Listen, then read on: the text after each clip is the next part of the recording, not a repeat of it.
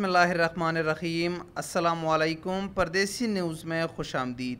आज Saudi airline की तरफ से सऊदी अरब में दाखिली सफ़र पर मज़ीद पाबंदियाँ लगा दी गई है। सऊदी एयरलाइन के मुताबिक आज से सऊदी अरब के डोमेस्टिक फ़्लाइट्स में सिर्फ़ वही अफराद सफ़र कर सकेंगे जिन लोगों ने कोरोना वायरस वैक्सीन की दोनों खुराकें मुकम्मल करवाई है, जिनका स्टेटस तवक्कलना एप्लीकेशन पर डबल डोज से इम्यून है। तो सिर्फ वही लोग आज से सऊदी एयरलाइन के डोमेस्टिक फ़्लाइट्स में सफ़र कर सकेंगे।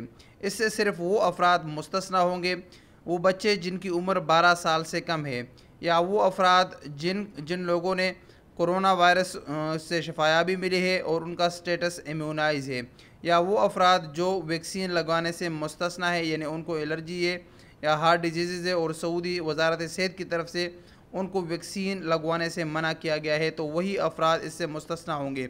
बाकी जितने भी लोग होंगे उनको सऊदी एयरलाइन के दाखिली परवाज़ों में सफ़र करना हो तो उनको कोरोना वैक्सीन की दोनों खुराकें मुकम्मल करवाना हो।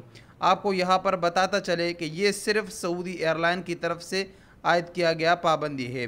बाकी अगर आप फ्लाइनास, फ्लाई अदील या दूसरे एयरलाइन में सफ़र करना चाहे तो आप बआसानी सफ़र कर सकते हैं, लेकिन सऊदी एयरलाइन में आपको डबल डोज मुकम्मल करवाना होगा। बाकी एयरलाइन के लिए आपको, अगर आपका स्टेटस इम्यूनाइज है सिंगल डोज पर भी, तो आप सफ़र कर सकते हैं।